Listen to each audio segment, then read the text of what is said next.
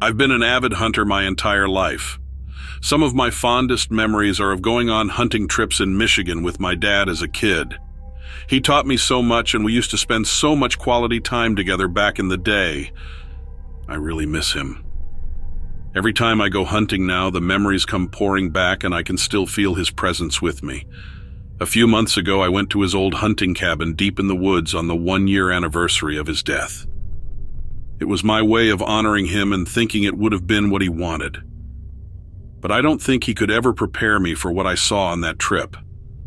I honestly figured I would be such an emotional mess that I wouldn't be able to get any real tracking done, and thought that it would just be good to get out there and think about all the good times we had together.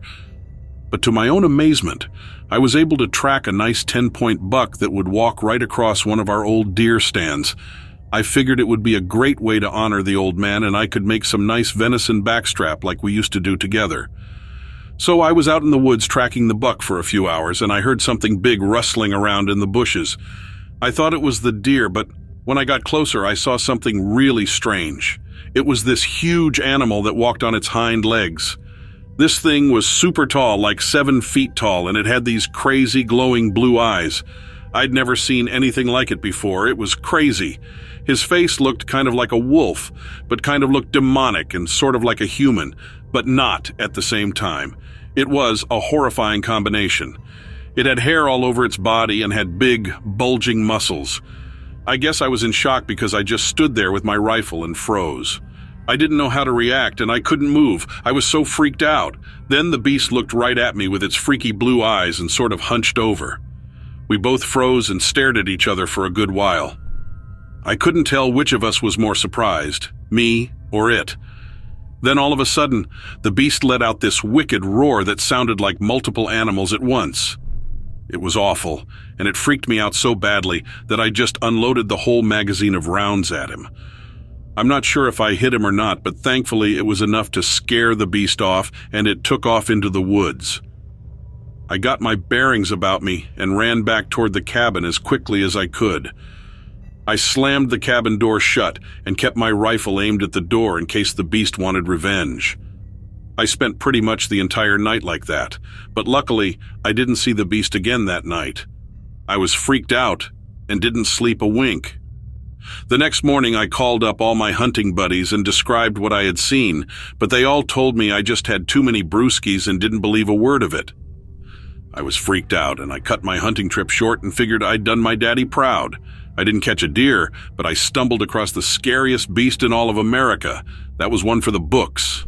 After I got home, I hopped on the World Wide Web and got to searching around on the internet to see if anyone else had seen something like what I had seen. Turns out I'm not the only one. I found a lot of information on something called the Michigan Dog Man. The physical description matches exactly what I saw. 7 feet tall, standing on its hind legs with huge muscles. Oddly enough, some of the people who have claimed to have seen the Dogman claim it had orange eyes, and some claim it was blue like the one I had seen. I became pretty obsessed with it after that and read everything about the Dogman that I could get my hands on. I went back to Dad's old cabin and checked all the trail cams to see if it had picked any pictures up. Sure enough, there was my 10-point buck taunting me, but I didn't get a single picture of the Dogman. I set up cameras all over the place and have spent pretty much every weekend I can up in the cabin trying to find the Dogman again. I've returned to the place where I first spotted him, but can't find any tracks or anything to lead me to him. The beast is elusive, but I'll spend the rest of my life tracking him down if I have to.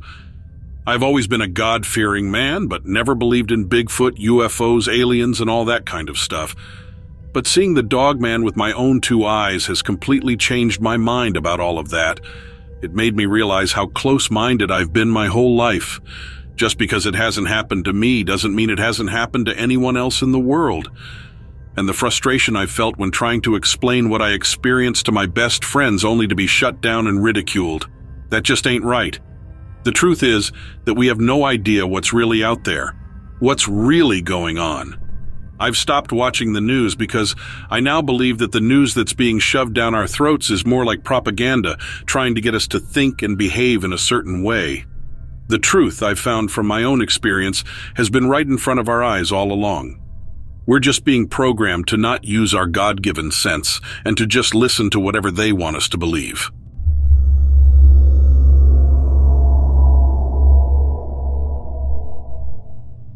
We've all got a weird story, right? You've got one, don't you? I think everyone sees something they can't explain at least once in their life. Maybe for the most part, that happens when we're young. We come to terms with the encounter after telling ourselves that our undeveloped minds just didn't know how to process something. We invented an outlandish memory, or worse, deleted the experience from our minds entirely. Sometimes it happens after we've grown. We keep the story to ourselves or entrust it to our close friends.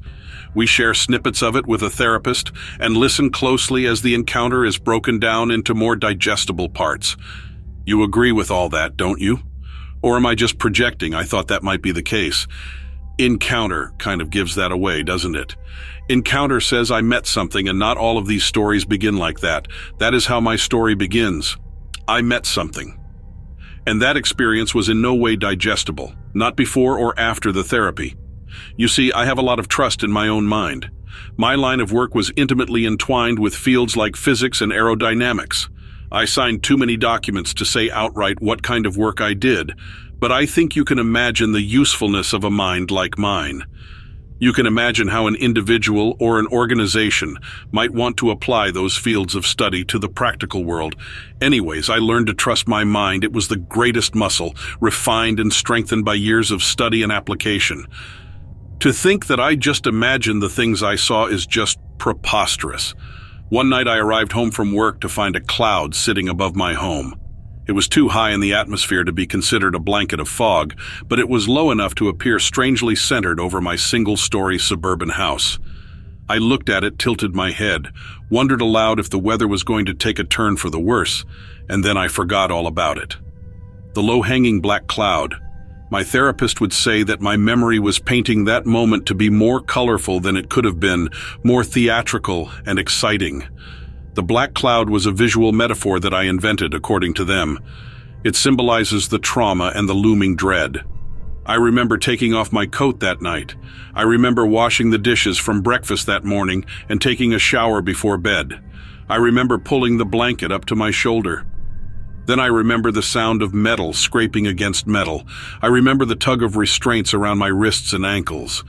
They felt like warm leather, like a belt that had been laid out in the sun. I remember the cold, hard table underneath my back.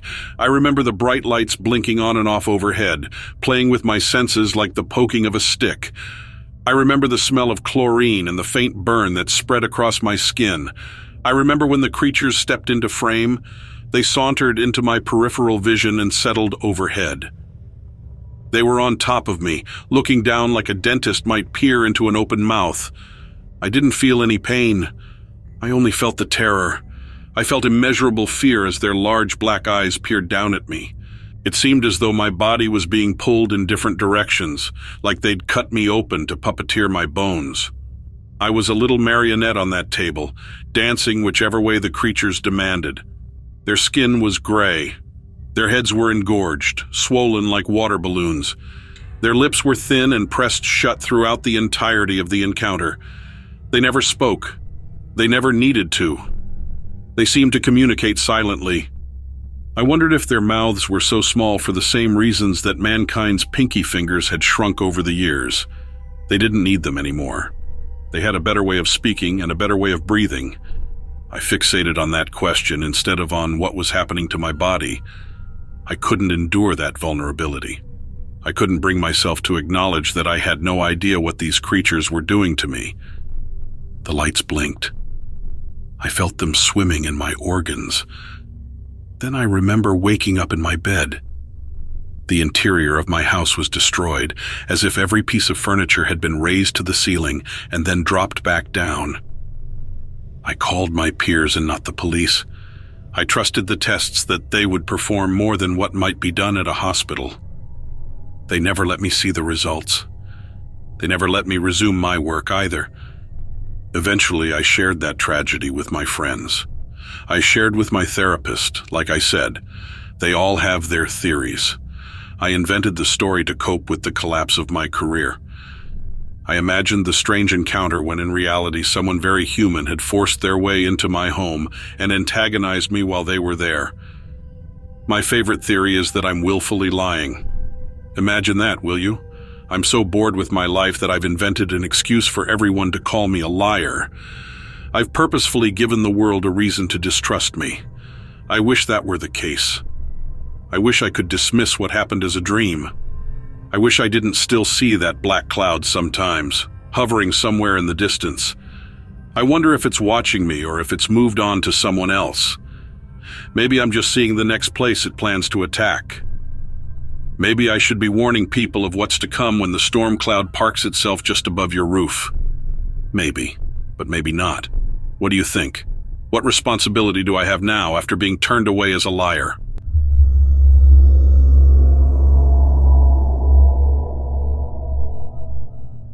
I loved my car. I'm not sure how vain that makes me sound at the start of this story, but it's the truth. In fact, a few years ago, the only thing I would have said I loved more than my car was life itself. Can't drive if you're dead, right? I never thought I'd have to choose between the two. My 1960 Cadillac Sedan DeVille with its dropped suspension and black chrome accessories, or my actual life. I'm embarrassed to say it, but the choice wasn't easy.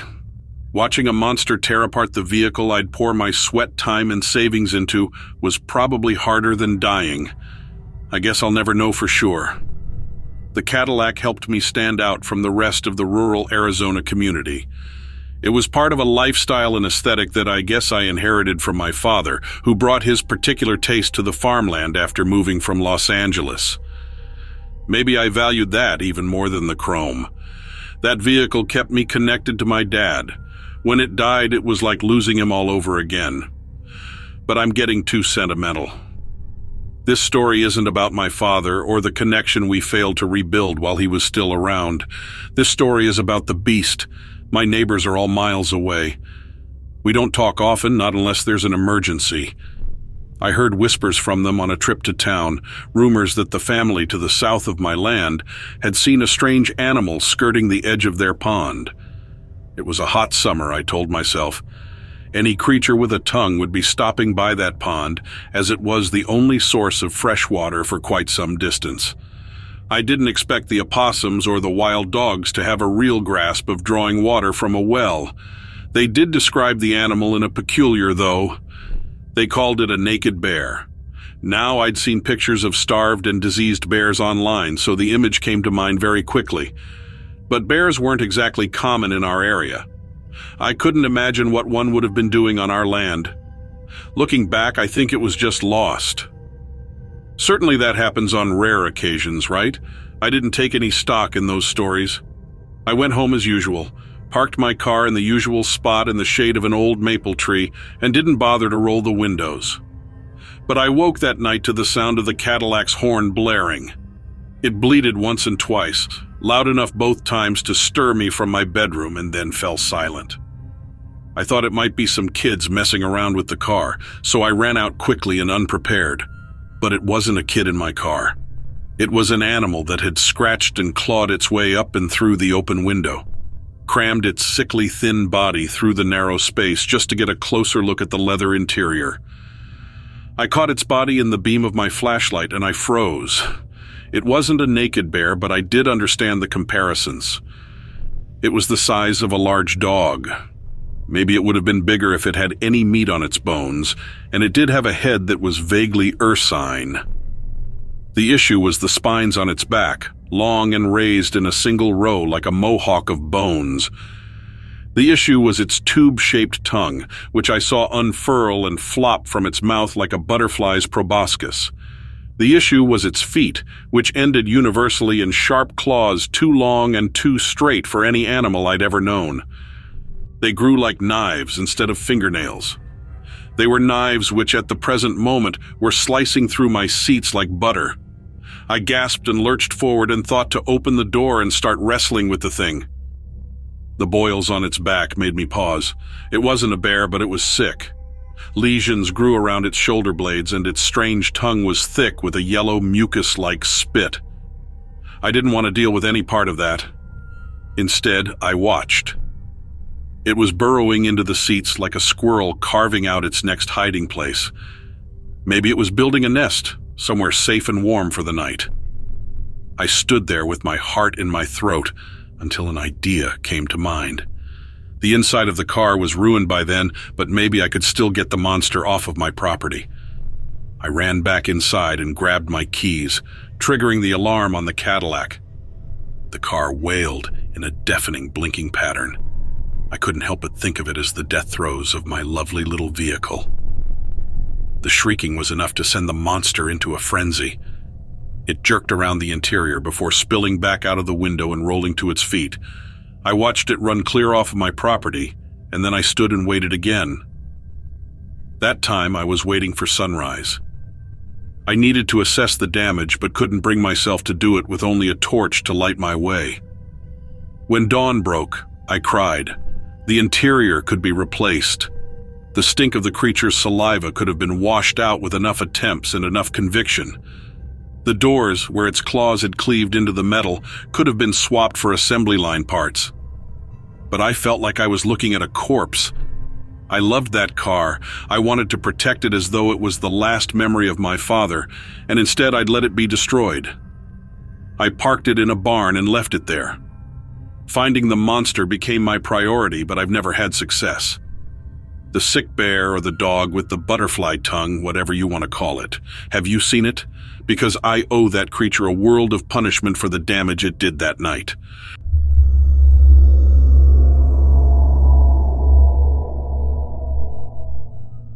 I was born and raised in California, but my folks were originally from Maine. They moved to the West Coast for work shortly before tying the knot. I came into the picture about a year later. So every year we'd pack up the car and head back to Maine to hang out with my grandparents for a couple of weeks. Now, I've always been a fan of the hustle and bustle of city life, so the quiet countryside of Maine where my grandparents lived was a bit of a change for me. They were near the Canadian border, living in this snug little farmhouse that got pretty cramped when we all crammed in there, especially when my little brother and sister were born. The one year I didn't make it to Maine was when I was a junior in high school. I got to go to Japan for a school exchange program. And wouldn't you know it, my granddad, who we affectionately called Gramps, passed away about a month later. The rest of my family was there, so I felt comfort knowing they were with him towards the end. A week after Gramps' passing, we found ourselves driving back to Maine for the funeral. It was a long 9-hour drive, and I was with my brother in our car, while my sister tagged along with our parents. We got there late in the evening, had a home-cooked meal by Grams, and then pretty much everyone just crashed from the journey. The next day was the funeral. There was a small service at the local church that Gramps used to go to, and then the burial at the town cemetery, a good half-hour drive from Graham's house. Afterwards, Grams had folks over for a little get-together and lunch. I met many of their friends from around the area, and while they were a bit different from the city folks I was used to, everyone was genuinely nice. The drive and the funeral had taken a toll on me and my siblings, so after lunch we decided to go outside and get some fresh air. Grams and Gramps had a bit over 10 acres of land that led up to a pretty steep hill, not quite a mountain but close enough. It was filled with pine trees and looked really dense. Gramps had an old hunting cabin somewhere up there, and we decided to hike up to it for old time's sake. We hadn't been to the cabin since we were kids, so finding it was a bit of an adventure. It looked like Gramps hadn't been there in a while. But we ended up just chilling on the ground underneath the cabin, reminiscing about the good times with Gramps. We didn't always see eye to eye as siblings, but Gramps' passing made us put our differences aside. As my brother Jake was chatting about wanting to visit Japan like I did, we heard this weird thump. We looked around, puzzled, but then everything went quiet again, and we resumed our conversation. But then bam, bam, bam, bam, 4 more thumps in quick succession. To me, it sounded like rocks being thrown against trees. My sister Lucy stood up immediately, saying she wanted to head back to the house. I could tell she was a little spooked. We were about a 15-minute walk deep into the woods. I tried to stay cool as I got up, but I noticed that the woods were eerily quiet. No chirping of birds or rustling of squirrels, which is usually a sign of a larger predator nearby. Gramps taught us that when we were kids, but I wasn't sure if Jake or Lucy remembered. Trying to keep Lucy calm, I started guiding us back the way we came, all the while chattering about anything and everything I could think of. Jake was starting to look a bit uneasy, too. Then he stopped dead in his tracks, pointed and said, "Moose?" But it sounded more like a question than a statement. What he was pointing at was hunched over and a dark brown color. Not like any moose I'd ever seen before. It was massive, bigger than a horse for sure. And as we watched it, the creature stood up. I realized it was standing on two legs and was looking right at us, but instead of the long snout and antlers I was expecting, the face was eerily human-like. Still covered in fur, but with a human nose and ears. It was maybe 200 feet away. Lucy took off running without a second thought, and Jake and I were right behind her. We sprinted back to the house and burst through the front door. Grams must have seen us from the window because she immediately asked us what was wrong. Lucy was too shaken to speak, but I tried my best to explain what we saw, even though I knew it sounded absolutely bonkers. To my surprise, Gramps didn't seem fazed at all. She mentioned that Gramps used to talk about seeing those things in the woods. Apparently, there were a few of them, but they usually kept to the deeper parts of the hill. She mused, "I wonder if they knew he's gone and came down to pay their respects." As crazy as it sounded at the time, as I've grown older, I find myself wondering the same thing.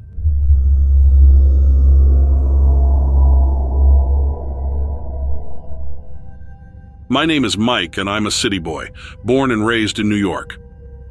But I got this wild idea back in the 80s to visit California, specifically the Redwood National Park. No one else was ever available to join me, so I figured, why not take a solo trip? So off I headed in June of 1988. So I'm there, in the heart of the park, surrounded by these towering trees. I'm walking along this trail, completely lost in the beauty of it all. But before I know it, the sun's starting to set and I'm nowhere near the main trail. I try to backtrack, but everything looks the same in the dimming light. I'm starting to panic a bit, but I try to keep my cool. Then, out of nowhere, I spot this figure up ahead. It's small, like a kid, but there's something off about it. It's got this long, slender neck that seems to stretch on forever. Its skin is pale, almost luminescent in the fading light, and it's covered in these strange, scaly patches. And its eyes, man, they're this deep, unsettling red. They're staring right at me, and I swear it feels like they're looking into my soul. Despite the fear creeping up my spine, I decide to follow it. I'm desperate, and I figure maybe this thing can help me find my way back.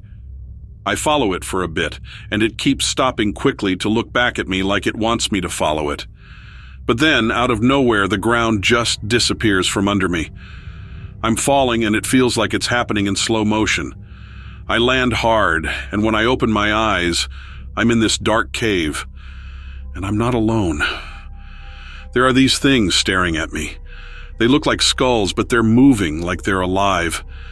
And they're all around me, watching me. I'm terrified, but I can't move, can't scream. And then everything goes black. When I wake up, I'm back in the forest, not far from the main trail. I have no idea how I got there, but I don't stick around to figure it out. I hightail it out of there, swearing all along that I'll never set foot in a forest again. I mean, I was shaken. Who wouldn't be? I had just had the most terrifying experience of my life. But I was also confused. What was that creature that wanted me to follow it? And those skull-like things, were they real? Or was I just hallucinating? I needed to get out of the forest, away from the trees. I needed to be around people, even if I didn't feel like talking. I spent the rest of the night tossing and turning in my hotel room, unable to shake the image of those red eyes and the eerie glow of the cave. The next day, I decided to do some research on the area, so I went to the local library and started looking up local legends and folklore. I figured maybe there was some sort of explanation for what I had seen. I spent hours poring over old books and newspaper articles, but I couldn't find anything that matched my experience. Feeling defeated, I decided to head back to the hotel. But as I was leaving the library, I noticed a small, dusty book on an end cap with other titles about the area. The title was barely legible, but I could make out the words Redwood Mysteries. I opened the book and started flipping through the pages. Most of it was just old tales of gold miners and lumberjacks, but then I came across a chapter titled The Guardians of the Forest. It told a story of ancient beings that were said to protect the forest and its inhabitants. They were described as having long necks, scaly skin, and deep red eyes. My heart started pounding as I read the description. It was eerily similar to the creature I had seen. The story went on to say that these beings were rarely seen by humans, but when they were, it was usually a sign of a major change or event. I didn't know what to make of it. Was it just a coincidence? Or had I really encountered one of these guardians of the forest? And if I had, what did it mean? What was this major change the book was talking about? I spent the rest of my trip trying to find answers, but I never got anywhere with it. In the end, I returned to New York with more questions than I had when I left. But one thing was for sure, my trip to California was one I would never forget.